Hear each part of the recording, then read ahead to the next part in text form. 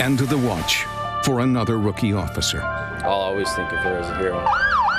The second woman killed in the line of duty in our region in 6 months. She demonstrated resilience and teamwork. From the first call, high-powered rifle, multiple reloads. we walk you through the day that ended with Sacramento officer Tara O'Sullivan dead. Injuries left armpit, left forearm, weak pulse. Tonight, what we've uncovered about the suspect's past.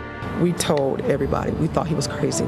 You could see it in his eyes. This is the CBS 13 News at 6:30. Officer Tara O'Sullivan, just 26 years old, shot and killed after a domestic disturbance in North Sacramento. Right now at 6:30, flags are flying at half-staff at the Capitol, lowered in her honor. Good evening. Thanks for joining us. I'm Curtis Ming. And I'm Sharon Roget. We want to begin tonight hearing from Officer O'Sullivan herself, who graduated from the police academy less than a year ago. This program has offered me many opportunities to understand what it takes to be a leader in law enforcement. She was in the first class of the Law Enforcement Candidate Scholars Program at Sac State. We have team coverage tonight, including what neighbors are saying about the suspect in the shooting. But we begin with CBS 13's Rachel Wolf with the lives Officer O'Sullivan has touched. As commander of cohort 1 and 2, this program has offered me many opportunities to understand what it takes to be a leader in law enforcement.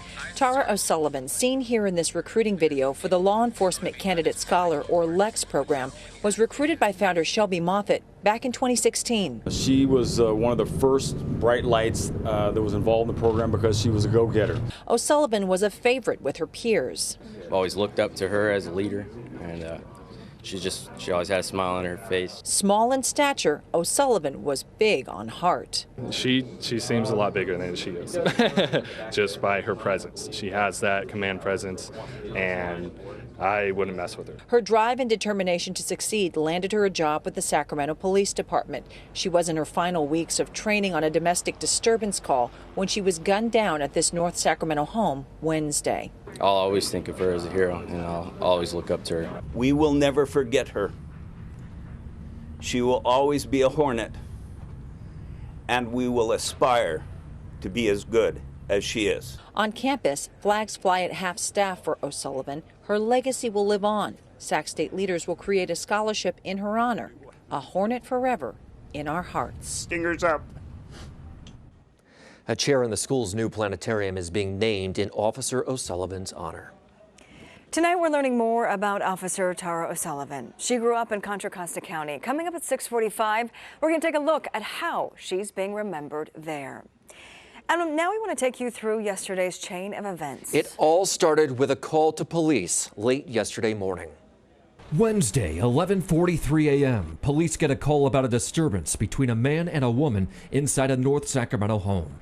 Officers later meeting her at a separate location, a home in the Art and Arcade area. At 5:41 p.m., officers respond to the original home on Redwood Avenue, on standby as the woman gathered some things. About 30 minutes later, at 6:10, Multiple shots fired, multiple shots fired. an officer is hit. Officer down, code 3. Copy, officer down, starting fire. The suspect reportedly firing from the front and the back of the home as an officer is down in a yard. High-powered rifle, multiple reloads. He's still firing. A barrage of bullets, making it tough to get her medical aid. Do not believe a rescue can be accomplished yet until we lock down where he's at. It took around 45 minutes for an armored vehicle to show up at 6:54. We're going to try to do an officer rescue. At 6:59, Officer Tara O'Sullivan is raced to the UC Davis Medical Center. Confirming, we have our officer out. Charles 88, we're with the officer en route to UC Davis. Let him know we're en route. D8, injuries, left armpit, left forearm, weak pulse. A growing parade of colleagues comforting one another for hours outside the emergency room. At 12:30 a.m., Sacramento police hold a news conference, a stripe already over their badges. I'm sad to share with you tonight that we lost one of our own. Officer Tara Christina O'Sullivan died at the hospital. 1:54 a.m., suspect Adele Ramos surrenders. And tonight, we're digging into the suspect's past. CBS 13 investigator Julie Watts is here with his criminal record. Julie? Yeah, we've uncovered charges dating back to the mid-90s and have confirmed those charges should have prevented him from owning or possessing a firearm. The most recent criminal case was filed in September for domestic violence against a minor, a young woman. But because it was a misdemeanor, he was released. Now, a bench warrant was issued for him just 10 days ago when he didn't show up to court on those charges. Before that, there were at least 3 additional criminal cases for theft, domestic violence, and DUI. All were misdemeanors, and all the cases are so old, the court tells us the records have now been destroyed. We also uncovered federal court documents that detail a 2011 traffic stop where CHP confiscated more than $26,000 and 2 grams of marijuana in a car that Ramos was driving. But even though none of those charges were felony charges, Ramos should not legally have access to guns. Anyone convicted of a domestic violence crime, misdemeanor, or felony is barred from owning a gun. Law enforcement sources tell us there's no evidence he had a gun license or a permit to carry. Julie, thank you. And tonight, some are asking, why did it take so long? 45 minutes to rescue Officer O'Sullivan as she lay shot in that yard. Department leaders say her fellow officers couldn't get into her to rescue her safely. Former Sac County Sheriff John McGinnis giving us some perspective on this. He was not at the scene, but he says rescuing a downed officer or person in the line of fire requires patience, wisdom, and a plan. The suspect's high-powered rifle, his amount of ammunition, and number of community members close by made all of this a challenge, he says. Too dangerous, even with body armor and armored vehicles. And tonight, some evacuations are lifted in the North Sacramento neighborhood turned battlefield. A large crime scene along Redwood Avenue. CBS 13's Marissa Perlman is there with what neighbors heard and saw. It sounded like the shots went down the street, came back up the street, and then went around the corner. Tricia Solomon had just pulled into her driveway when she first heard gunshots. At least 100 shots rained off before I was even able to get out of the car. Solomon and her family live across the street from where this fatal shooting happened. I heard like some handguns, like some regular pow-pows. I heard like what sounded like machine guns. Tricia and her mom Tina ran for cover in their backyard. We just sitting back there hunkered down, just hoping nobody comes in our backyard and shoot us. Since then, the Solomons have been holed up at the Hampton Inn in West Sacramento. They were evacuated, escorted from their home by a police tanker. Now they're terrified to return home. I heard the screams. I heard somebody say, "What are you doing? Stop that. Put that down." But they're not surprised to hear this man, Adel Ramos, is the suspected shooter. So no, it's not a shot. Not a shock at all. They say Ramos has harassed the women and kids who live at their home for years. They've even filed a restraining order against him. We told everybody we thought he was crazy. You could see it in his eyes. You could see it in his personality. That man had straight issues. Marissa, thanks. Officer O'Sullivan is the second rookie female officer to die in our area in 6 months. Davis police officer Natalie Corona, just 22 years old, was shot dead in January. And tonight, we dig into the eerie similarities in the short careers of these 2 women. Tara O'Sullivan entered the Sacramento Police Academy in July, just as Davis police officer Natalie Corona graduated from it. A bright-eyed Natalie Corona hit the streets of Davis in December. The same month, Tara O'Sullivan graduated from the academy. But a month later, a mad gunman ambushed Natalie Corona in downtown Davis as she worked a 3-car crash. Now, not even 6 months later, Tara O'Sullivan, helping a woman retrieve her things from a home after a disturbance call, ends up shot. Both women race to the UC Davis Medical Center where they die. In January, Natalie's father said it was his daughter's dream to enter the police force. She was so proud, and it was just a proud moment for her mom and I. We looked forward to that moment for a long time. No doubt tonight, another family, just months after celebrating, is grieving. And once again, law enforcement will come from afar. The bagpipes will blare, the flags at half-staff. Once again, a community salutes a young hero who went to work but never came home. Today, Sacramento PD announced the graduation of the next class at the Police Academy, 56 recruits. I want to tell you that O'Sullivan's death is the first in 20 years for the Sacramento Police Department. Officer William Bean Jr., as you saw there, was shot while responding to a traffic stop on Rio Linda Boulevard and Grand Avenue back in February of 1999. And our coverage continues in just a few minutes. And anytime you want to get more information or learn more about Officer O'Sullivan, head to our website, cbs13.com. Other news tonight, Terminal A is back open at SAC International. A suspicious bag forced evacuations this morning. That bag left unattended. Deputies checked it out. Thankfully, it was safe. The terminal reopened just before 1 o'clock. We have some breaking news to bring you tonight. Stockton's fire chief arrested on domestic violence charges. The same day, Chief Eric Newman announced his retirement rally. The Turlock Police Department taking the lead on the investigation here, arresting Newman at City Hall. He's now on administrative leave. Newman's retirement is effective on July 1st. The body of a man swept into the American River near Auburn is now recovered tonight. 27-year-old Syed Mohseni of Carmichael fell into the river earlier this month. Friends say he held onto a tree branch, but nobody could reach him. Live pictures of the Sutter Buttes. The region is under a red flag warning at this hour. Dave Bender tracking the dangerous fire conditions right now from our weather center. Hi, Dave. Hello. Yeah, get ready for some gusty winds and rising temperatures. So later tonight, all the way till about 6 o'clock on Saturday, red flag warning. Fire conditions are elevated. We are getting them elevated because we do have an area of cool low pressure over here, but we also have high pressure out here, and we are trapped in between. And when that occurs, you get these strong northerly and northwesterly winds. We could see some gusts in the northern portion of the valley tomorrow, as well as on into, say, Saturday, probably gusting maybe to 35 miles per hour. In our neck of the woods, we'll see them in the afternoon tomorrow, maybe 25 to 30, and probably we'll do a repeat of that as we head on into Saturday. We do have some good news, though, out there on the 7-day forecast as we go from spring, which is today, to summer tomorrow. We have some 80s and lots of them. We'll add them up for you here on the 7-day in just a bit. Back over to you. Thanks, Dave. Next here at 6:30, our coverage continues into the death of Officer O'Sullivan. Why those who knew her growing up are calling her a natural-born leader. Plus, a hawk is taking flight once again, all thanks to a local firefighter. And school's out for the summer. What got local high schoolers to turn out on campus today? And later, the spider that ate a possum? That and more in the next 20 minutes right here in tonight's Giants game versus the Dodgers on CW31. This is the CBS 13 News. Well, tonight, an improvement in the condition of that horse found starving and abandoned at a Stanislaus County park. Veterinarians released the horse named River today to a military veteran who is adopting River. The public has donated $5,000 toward the horse's recovery. Tonight, we're learning more about Officer Tara O'Sullivan, killed in the line of duty. She grew up in Contra Costa County. She was a hero. They understand heroes, and that's exactly what she was.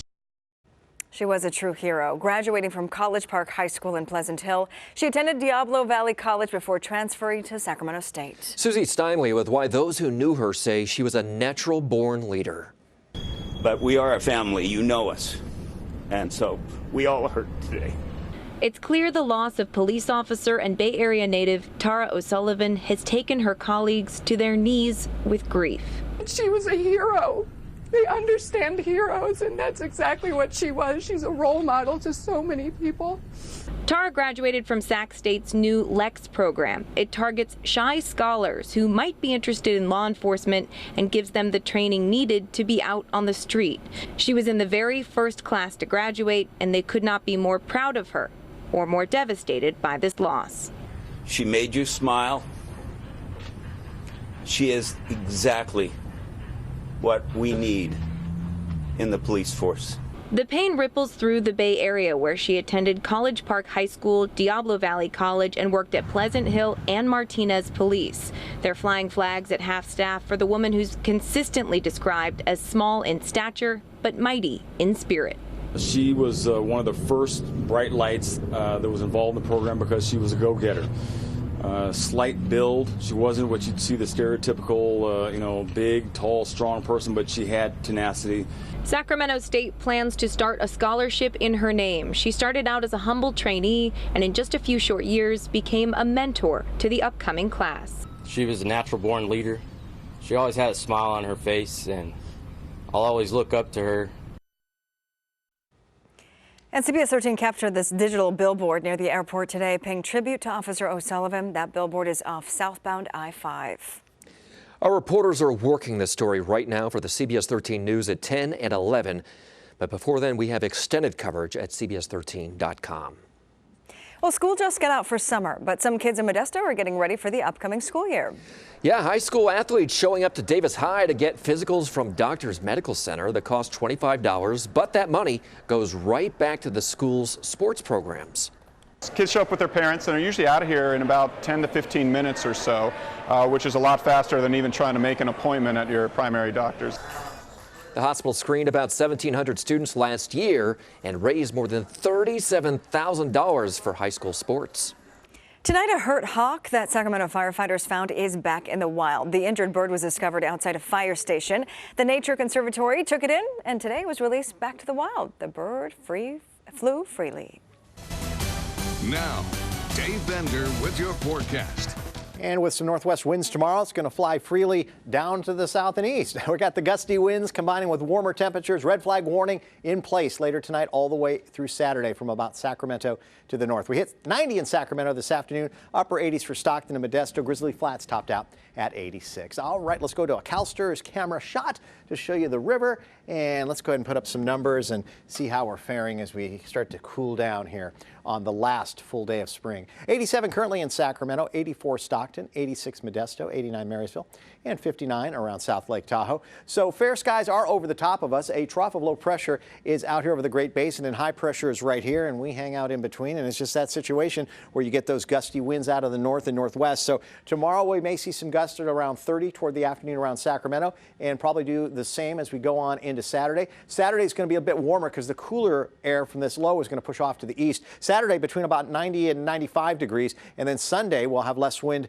because that low is really going to exit, but we'll probably see daytime highs that day, probably around 95 to 96 degrees before we start to cool things down. So we get into the first day of summer, starting off with temperatures right around where we should be. We just have those winds that are going to start to pick up. So a cool evening tonight over toward the west. Tomorrow morning we'll have a few clouds to start, and by the time we hit the afternoon, it's a nice cool sea breeze going into San Francisco, right into the Golden Gate, and daytime highs pushing the upper 60s close to 70 degrees. So actually, pretty nice day over toward the west. Now here in the Central Valley, we have clear skies tonight. By tomorrow morning, winds should start to get a little gusty. Like we said, maybe 20 to 25 miles per hour at times as we go through the morning. Temperatures will be in the upper 50s. Then by the afternoon, we should see some gusts around the Sacramento area pushing 30 miles per hour. It's warm, upper 80s, close to 90 degrees, maybe gust 25 in the northern San Joaquin Valley. Now, as far as the foothills go, we'll have a fair evening. Then after midnight, we'll have those winds come in out of the east, and we'll have the downslope winds there to get yourself started. Mid-50s tomorrow morning. Then by the afternoon, it's actually a great Friday. Nice way to get started there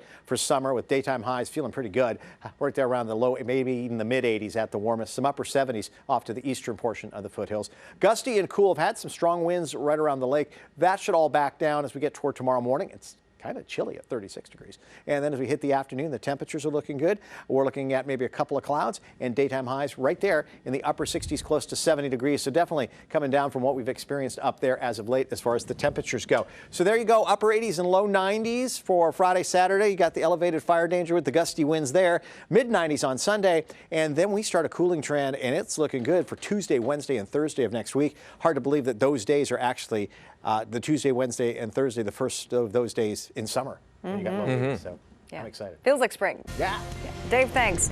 Up next, a spider comes across a possum. What happens next? Well, may surprise you. And Marshall Harris at Golden One Center. How's it looking? What in the world? We're halfway through the Kings picks before we get to their first pick. 21 picks in. They don't go till 40. We'll tell you more on the other side. But first, a look at your closing numbers on Wall Street.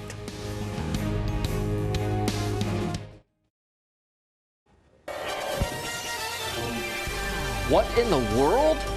Some people saying these photos are the stuff of nightmares. A large huntsman spider with a huge appetite. Ew. It ate an entire pygmy possum. It's seen here hanging from its fangs. A couple captured this spider's meal in Australia. That's disgusting. Speaking of eating, one man set a world record at Hooters Worldwide Wing Eating Championship in South Tahoe. Oh my goodness, Joffrey Esper was crowned the champ after eating, get this, 281 wings in 10 minutes. That just seems wrong, right? All right, let's get over to Marshall at Golden One. All right, guys, I'm full. Don't ask me if I want anything to eat. Meanwhile, the Kings hungry for their next draft pick. We'll talk about why they're still waiting to make that pick on the other side.